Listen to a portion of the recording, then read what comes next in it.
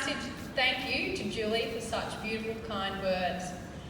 We would also like to give a big thank you to Beef Australia for hosting such an incredible week, highlighting how amazing our industry is. It is pretty amazing to see that there's this many people here who really love cows, which is pretty cool. Thanks must also go to NAB Roma and our bank managers Andrew Harlan and Jason Coonan for obviously believing in us enough to deliver our story here today, and hope we do you proud. We were humbled to be asked and trust you enjoy hearing about our journey so far. Now, the delivery of our speech today is going to be a bit like a relay as we're quite a sporty family. We're regularly referred to by our daughter number, hence our plan. So first, to introduce myself, I'm Bonnie Penfold, number 1, and obviously the eldest. I've worked at home since I left St Peter's Lutheran College in 2015. While working full-time on the farm, I've managed to complete a Bachelor of Primary Education following in the footsteps of my fabulous mum, so I'm pretty proud of that.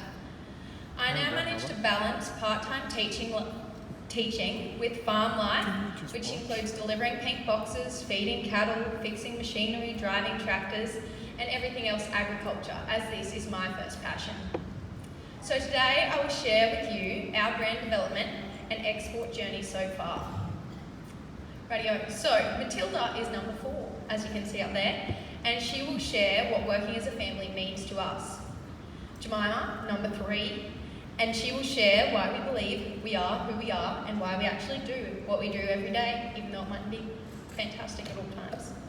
Molly is number 2 up there, and she will share where to from here. Now, as you're all very aware, and as in everyone else's life, that's always a massive question. So, I'm Bonnie, and I'm 23 years old. Yes, I have visited Wuhan. I cooked beef at a food exhibition. I visited the frozen markets. I was a guest at many different businesses that sold Aussie beef.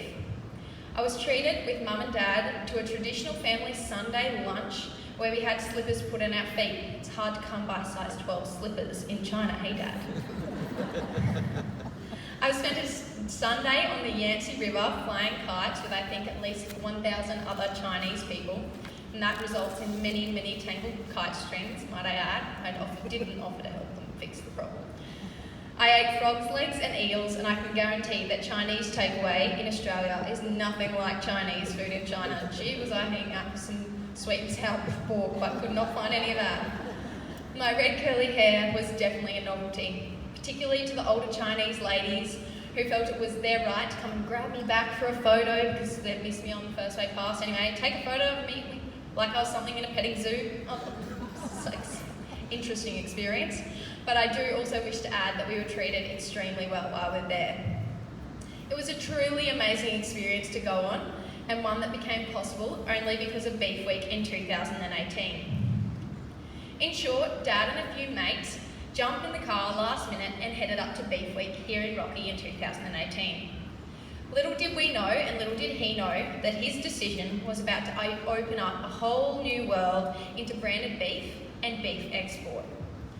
The experience to date has been incredibly challenging, as Mum will attest to the opposite side of it, however also extremely rewarding. So at the end of Dad's first day and having sore feet from all of the walking around, which I'm sure we all now understand, the boys headed for the bar, also still understand that. Dad tells us that he has always been the sensible one of his group. You wouldn't think that now, he just drained his can. But he's always been the sensible one of the group. So while his mates grabbed a couple of beers each and stood around to chat and really settle in for the night, Dad bought his singular beer and looked for a place to sit down. All of the tables were packed except one table with a Chinese lady sitting at it. She had her paperwork everywhere. So Dad approached this table and said to the lady, "Look, I don't need to talk, you don't need to move your paperwork, you can stay there, I just need a place to sit down. My legs are exhausted." And then, not being able to help himself from being nosy, he said very cleverly, "You don't look like you're from around here. So what brings you to beef?" This chair hunt was in fact the beginning of 4 daughters. From there, Dad and Nisha, the little Chinese lady, began to talk. Nisha informed Dad that she and her husband Frank were from from China, Wuhan actually, and were looking to buy Black Angus beef direct from a farmer in Australia, preferably with a little bit of a family story behind it. However, as we've done more talks with different Chinese people, we found that's what they've always said. Anyway, Nisha was feeling extremely disappointed as they were finding this very hard to do. Dad then told Nisha that it was her lucky day as he had 2 feedlots near Meandara and feeding cattle and producing beef was his core business. In short, email addresses were exchanged as Dad invited Frank and Nisha to visit our property, Old Bombine, at the end of Beef Week. So that night we were all at home having dinner, eating around the table, and we received a call from Dad to tell us what had happened. He was pretty excited and hadn't been maybe as sensible as he's made out that he was always. And anyway, he called to tell us that we were to reply to an email to give Frank and Nisha directions. Mum informed Dad that she did get an email, but it was all in Chinese, and assuming that it was most absolutely, definitely spam, she binned it immediately. A second email was then sent in English, as Nisha could also speak and write English, which turned out very handy for later communications, and directions were given. And yes, 2 days later, they were in our kitchen, staying in our home. From their first visit, we began to develop a friendship and business relationship with them. They were looking for a potential export partner to take beef from Australia to Wuhan, and hence we began discussions. We welcomed them into our home, we showed them daily life on the farm, and began to educate them all things beef. We showed them about feedlotting, cattle breeds, namely the difference between Black Angus and other breeds, and everything else that it takes and is involved in growing beef. They knew right from the beginning, 100% sure, that they wanted to buy 150-day grain-fed Black Angus, but they did not even remotely know what that looked like. I do remember being in cattle yards and we were doing some drafting for another job, and they're like, oh, that one's very good, and it was a scrawny, drawn-out little Hereford steer. Well, that's not the one you're after, but okay. So they referred to any beasts as cattles, and our first job was to explain that cattles are not made of solely cube rolls or any other singular cut, as their first request was to buy a whole container full of cube roll. We had to show them that our business and feedlots, and explain that if we were to develop a partnership with them, we would need to sell them all of the animal, or the natural fall as it's known in the beef world. They opened up their Chinese version of the ham book, so H-A-M, which is a handbook of Australian meat, something as growers we had absolutely not seen, so it was quite interesting. They began to educate us about all of the cuts of beef that they required for the Chinese market.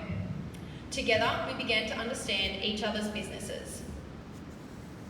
Now, Frank and Nisha made a number of visits to Old Bombine over their time.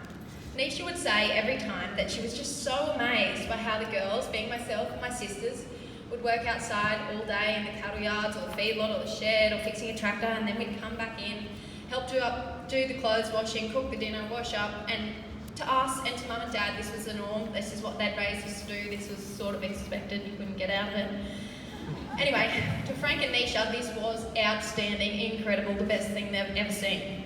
They actually offered for Mum and Dad to raise their son. We send our son to you. And Mum's like, no thank you. They politely and very quickly declined that offer and said they only handled girls. We're very proud to say that our family values and work ethic were the inspiration for the brand's name, Four Daughters Premium Black Angus. So a huge amount of work had to be done to find and develop a supply chain. We needed a processor, we had to understand and implement freight and logistics, and of course we had to negotiate contracts and payments. But after hours and hours of work and many phone calls to industry networks, in May 2019, our first container load of branded beef made its way all the way to Wuhan. And I suppose at this point we officially became exporters. So the beef from our feedlots, the beef that I'd fed, the cattle that Molly had fed and Jemima had fed and Matilda had fed, and that Dad and Mum had worked so hard to export, was on the plates of the people in China. It really was something quite surreal. So now I'm going to hand you on to Matilda, and she'll explain a little bit about why we do what we do and what family means to us.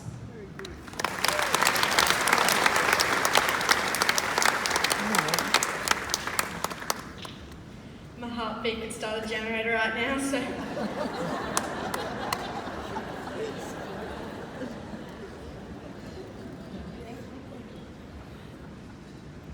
Hi everyone, I'm Matilda, number 4, so obviously the youngest of the 4 daughters.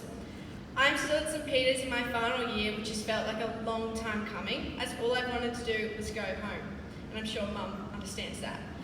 At the moment, I'm completing my ATAR, a Diploma in Business and a Cert 2 in Aircraft Line Maintenance, which hopefully may lead me into a career in aviation as I share Dad's passion for flying and enjoy any machinery work. Our family means everything to us. Since we were young, we have always worked alongside each other, doing even the smallest of jobs. One of the sayings that rings very true is that many hands make light work. And when you live in the agriculture industry and do so many demanding jobs, this saying rings very true. When we all get in and do a job, the time seems to fly by.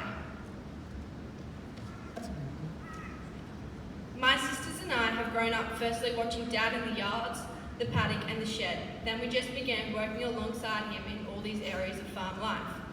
These days, we, the girls, are the ones in the yards, the paddock and the shed, and now it is Dad that comes and watches us every now and then. I think one of the reasons that we work so well together is because of how much trust we have in each other. We understand each other's strengths and weaknesses, which allows us to use these to our benefit.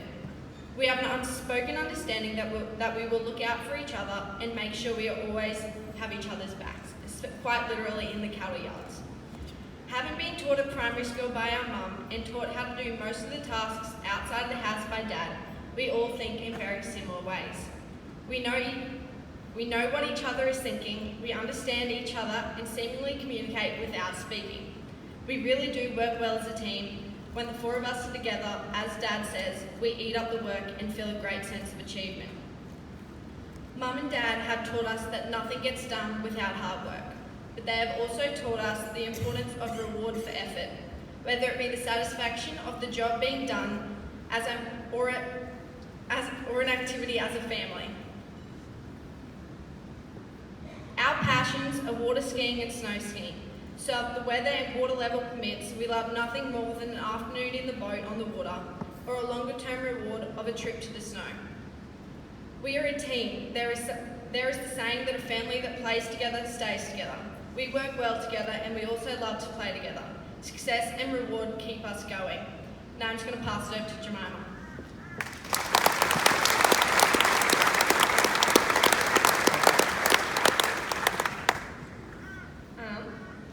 Hi everyone, I'm number 3, otherwise known as Jemima. I'm 19 and for the past year and a half I've been working with the Haven family on their cattle station in north of Cloncurry. This may seem slightly puzzling to you that I chose to go chase someone else's cows, fix someone else's fences and drink someone else's beers, cheers Dad, when there's all this and more to do at home.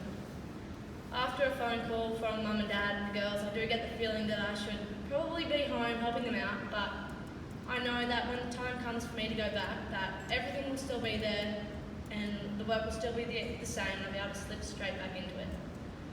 Ever since I have been little, I've always wanted to finish school and go work in the north, just to learn from someone else and I guess experience some Brahmins, because we don't really get that at home.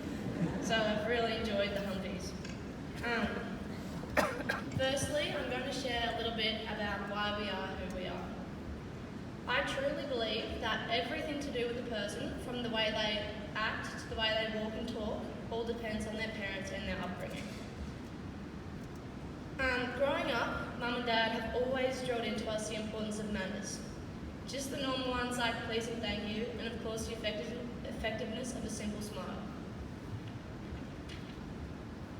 We've always been encouraged to try new things and give everything a go, and to not be afraid to make mistakes. Because as they say, a mistake is not really a mistake unless nothing's learned from it. I nearly made that. They remind us regularly that the mistakes we make can be the best lessons in life. And the bigger the pain, the bigger the lesson as well.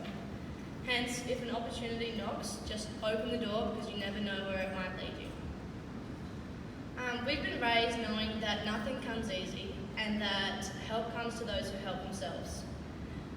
We've definitely learnt that many things are a lot easier when if you have a sister or three to help you out. As a teacher, Mum has always encouraged us to ask questions, not just in the area of learning, but also in the area of things you want to do. Always ask, as you can only be told no, has been Mum's mantra, and believe me, Matilda's really pushed the boundaries on this one sometimes. What we've got there. And of course, we all love our food, so Dad always drilled into us to finish every bit of food on your plate. I still to this day can't leave a grain of rice on my plate, just the occasional tomato. But most importantly is just live life and make memories, and that's exactly what I'm doing living in the North. Now to the why we do what we do. It's simple really, it's because we love it. I think the saying, do what you love and you'll never work a day in your life, is amazing because it's true. Yes, I suppose you could think of a better place to be when you're walking up a fence line, a very hard rock fence line, putting in steelies at midday, like in 47 degrees, but I guess it's just some things you have to do. You just have to remind yourself that we are all in agriculture doing what we're doing, because in reality, you wouldn't really want to be anywhere else. The great part about our 4 Daughters branded beef is that we now have a platform to share our passion for agriculture and to tell those in city areas why we do what we do. We want consumers in the city to begin to understand professionalism, the science and the hard work that is involved in producing sustainable food. What we share is not just our story. It is the story of so many of us in this room, and we hope to be able to keep building connections with consumers for the benefit of all of us in the beef industry. Thank you.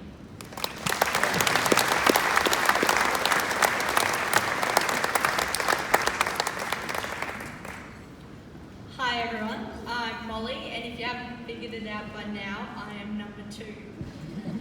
I'm currently working at home and I'm studying accounting online through UNE to hopefully use those skills to understand both the business side and the operational side of the family business.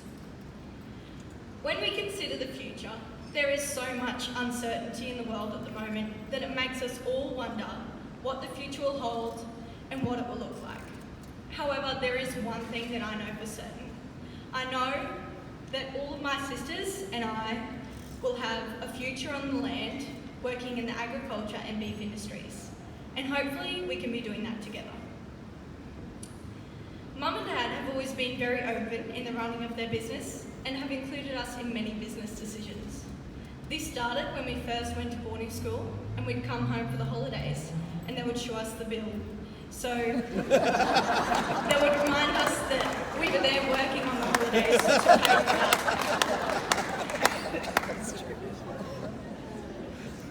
Yes, here we go. I remember another time we did a week's work and Mum and Dad thought it would be good to have a cash payment. They noticed that one of us wasn't quite pulling our weight, and so they put $100 on the table and they thought that we should decide who deserved what amount of money for the amount of work that they'd put in. This was one of the slides. We've got some old pictures up there. And so when we finished the week, we had to decide how much each of us had deserved. I can't remember what we all got, but I know it definitely wasn't an even split. That was another lesson in reward for effort, or in that case, limited reward for limited effort. Hence to say, after that day we all put in 110%.